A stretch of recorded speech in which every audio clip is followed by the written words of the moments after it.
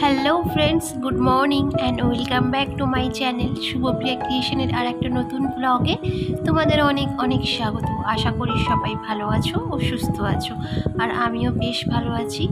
এখন বাজে সকাল 7টা। ব্লগটা এখন থেকে স্টার্ট করছি তোমাদের সাথে নিয়ে। রাতে এত পরিমাণে গরম ছিল বন্ধুরা যে বালিশগুলো পুরোই ভিজে গেছে, তাই জন্য ঘুম থেকে উঠেই আগে বালিশগুলোকে নিয়ে এসেছি রোদ্দুরে যাতে শুকিয়ে যায়।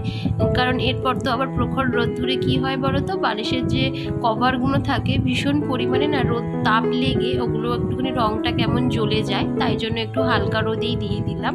মানে ঘুম থেকে উঠেই ছাদে চলে এসেছি বালিশগুলো নিয়ে বলতে পারো। আর এখন দেখো সিঁড়িটাও ঝাঁট দিয়ে নিচ্ছি, কারণ 2 দিন হলো সিঁড়িটা আমি ঝাঁট দিতে পারছিলাম না। মানে টুকিটাকি সংসারের তো এদিক সেদিক কাজ থাকে, তো প্রতিদিন আমার সিঁড়ি ঝাঁট দেওয়া হয় না, 2 দিন ছাড়া ছাড়া করেই আমি ঝাঁট দিই। এখনো পর্যন্ত কিন্তু আমার বাসি ঘর ঝাড় দেওয়া হয়নি, আমি সিঁড়ি ঝাড় দিতে চলে এসেছি। আর এই যে দেখো আমি এখন বাসি ঘরটাও ঝাড় দিয়ে নিচ্ছি। আর আমার ছেলেও ঘুম থেকে উঠে গেছে। ওর শরীরটা না বন্ধুরা গতকাল রাত্রি থেকে মানে ভালো না, হয়তো গরমের কারণে পেটটা ওর গরম হয়েছে। তো সেই কারণে ভাবছি আজকের আমি ওকে স্কুলে পাঠাবো না, কারণ ও তো বাচ্চা মানুষ, কোনো রকম অসুবিধা হলেও বলতেও সেভাবে পারবে না হয়তো ম্যাডামকে। তো সেই কারণেই আমি আজকের ওকে স্কুলে পাঠাচ্ছি না। আর এই যে দেখো এখন বাসি যে কাপড়গুলো ছিল আগের দিনকারে সেগুলোও ভিজিয়ে নিচ্ছি। আর আমার ঘর তো ঝাড় দেওয়া হয়েই গেছে, ঘর মোছাটা বাকি আছে, তার আগে আমি এই কাপড়গুলো ভিজিয়ে নেব। বাড়িতে যদি বন্ধুরা বাচ্চা অসুস্থ থাকে তাহলে না কোনো কাজে মন লাগে না। মানে আগের দিন রাত্রির থেকেই আমার ঠিকঠাক মতো ঘুম নেই, কারণ ওর ভীষণ কষ্ট হচ্ছে, পেটে ব্যথা করছে। তো এটা সেটা বেশ লেগেই রয়েছে, সকালে উঠে একবার বমিও করেছে। তো এতটা পরিমাণে শরীর খারাপ, ও হাঁটাহাঁটি করছে ঠিক কথা বন্ধুরা, কিন্তু না ও বুঝতে দেয় না। মানে ওর যে শরীর খারাপ হলে ও একেবারে অসুস্থ না হয়ে পড়লে ও মানে দৌড়োদৌড়ি করতেই থাকে, কিন্তু যখন টায়ার্ড হয়ে যায় তো তখন না মানে একেবারেই শুয়ে পড়ে। আর তখনই বলতে থাকে যে এখানে ব্যথা ওখানে ব্যথা, এই কষ্ট ওই কষ্ট। যেমন গতকাল রাতের থেকেই ওর পেটে ব্যথা, সেটা ও বলতে পারছে আমাকে। আর আমি যথাসাধ্য চেষ্টা করছি বন্ধুরা ওষুধের সাহায্যে দ্বারা ওকে ঠিক করার। এখন মুখটাও ধুয়ে নিলাম। আর আজকে না সকালবেলা চা করব না, মানে আমি চা খাবো না। তো সেই কারণেই এখন দেখো একটু ছাতু গুলে নিচ্ছি, 1 গ্লাস ছাতু খেয়ে তারপরে সমস্ত কাজে হাত লাগাবো। কারণ চা খেলে দেখছি বন্ধুরা এত পরিমাণে শরীরে কষ্ট হচ্ছে, গরম হচ্ছে, বিশেষ করে সকালবেলাটায়, যে আমি তারপরে আর কোনো কাজই করতে পারছি না। তো সেই কারণেই আজকের একটুখানি ছাতু খাবো। দেখি না একদিন স্কিপ করে কেমনই লাগে। অভ্যাস তো নেই, প্রতিদিন সকালে যেমন চা খাই, চায়েরই একটা অভ্যাস আছে।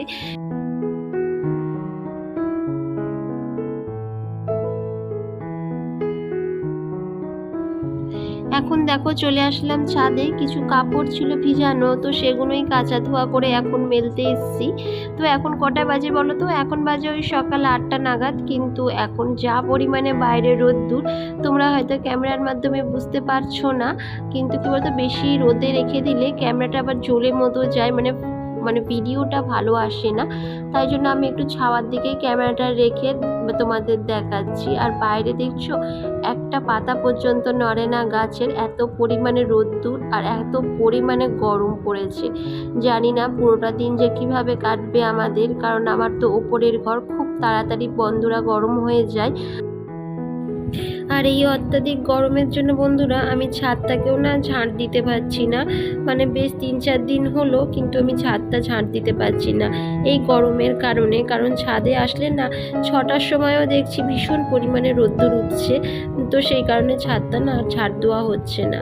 আর এই যে দেখো আমার যে ফুলটা আগের দিন মানে ভাঙা তোমাদের দেখিয়েছিলাম, তো সেটাই এখন জোড়ার চেষ্টা করছি। ওর বাবাকে বলেছিলাম একটা ফেভিকুইক আনতে, তো সেটাই এনে দিয়েছে, কিন্তু এখন কিভাবে যে এটাকে জোড়া লাগাবো নিজেও বুঝতে পারছি না। দেখে ফুলটাকে মায়াও লাগছে, কালকের থেকেই মায়া লাগছে যে কিভাবে এটাকে আমি জুড়বো, কিন্তু চেষ্টা করছি, দেখা যাক কি হয়। ফুল না বন্ধুরা আমার খুব পছন্দের জিনিস, আর এটা যেহেতু আমার নিজের হাতেই ভেঙেছে, মানে আমি ধুতে গিয়েই এটা ভেঙেছি, তো সেই কারণে আমার খুবই খারাপ লাগছে। এখন দেখো চলে আসলাম রান্নাঘরে, কারণ একটু মুসুরির ডাল সিদ্ধ বসাবো। ডালটা সিদ্ধ হতে তো অনেকটা টাইম লাগে, তো সেই কারণে ভাবলাম ডালটা আগে সিদ্ধ বসিয়ে দিই। আর যেহেতু আমি প্রেশার কুকারে ডাল সিদ্ধ করি না, তাই আমার একটু বেশি সময় লাগে। মানে প্রেশার কুকারে ডাল করি বন্ধুরা মাঝে সাঝে, যখন আমার খুব তাড়া থাকে তো তখনই আমি প্রেশার কুকারে ডাল সিদ্ধ করি। আদারওয়াইজ আমি কিন্তু কড়াতেই এইভাবে জল দিয়ে সিদ্ধ করি, তাই সময়টা একটু বেশি লাগে।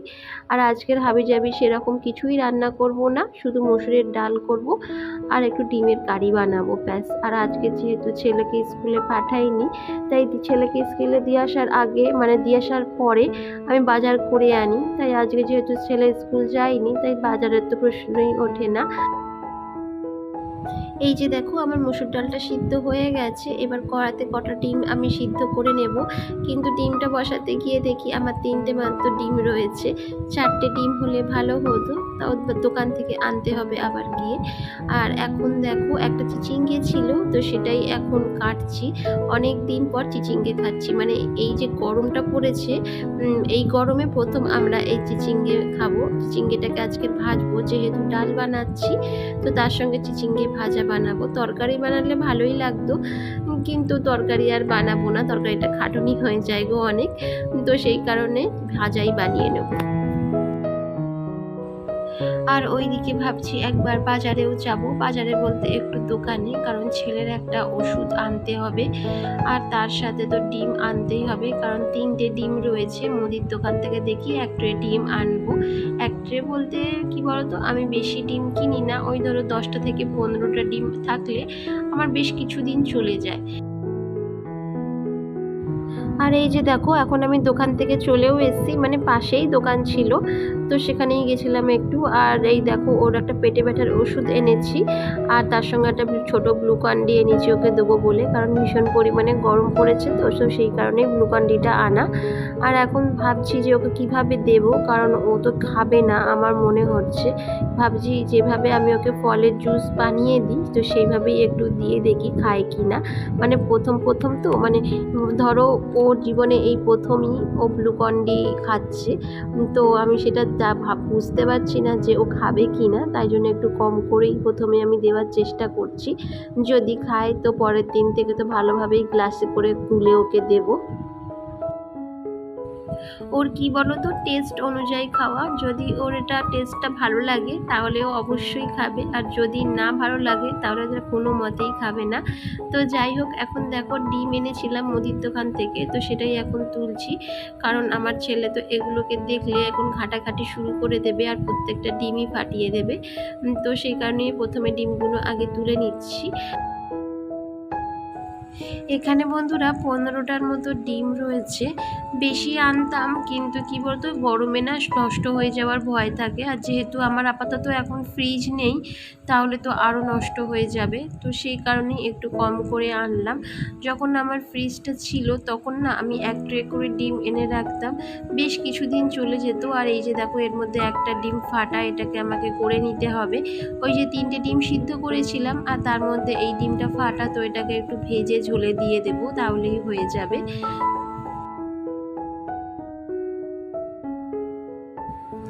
বন্ধুরা আমার ব্লগ তোমাদের কেমন লাগছে অবশ্যই একটু কমেন্ট করে জানিও। অনেকে ভিডিও দেখো কিন্তু কমেন্ট করো না, হয়তো তোমাদের ভালো লাগে না, তো সেই কারণেই হয়তো কমেন্ট করো না।